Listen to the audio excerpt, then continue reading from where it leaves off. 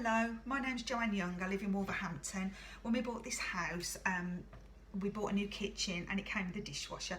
But in 2014, the catch on the door of the dishwasher broke and there was steam coming out during the cycle. It wasn't washing or drying properly. So we thought we were going to have to buy a complete new dishwasher. But we did a bit of Googling beforehand and found that you could actually buy the catch separately and fit it yourself. So we ordered that from eSpares, a dishwasher door interlocking assembly for £12.49, and my husband fitted it. He's not a tradesman, he just does a bit of DIY, but he said it was easy enough to fit.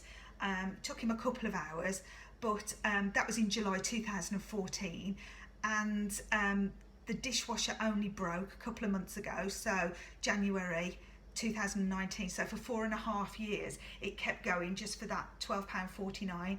So yeah, I recommend having a go at fixing it yourself or getting your husband to do it. Thank you.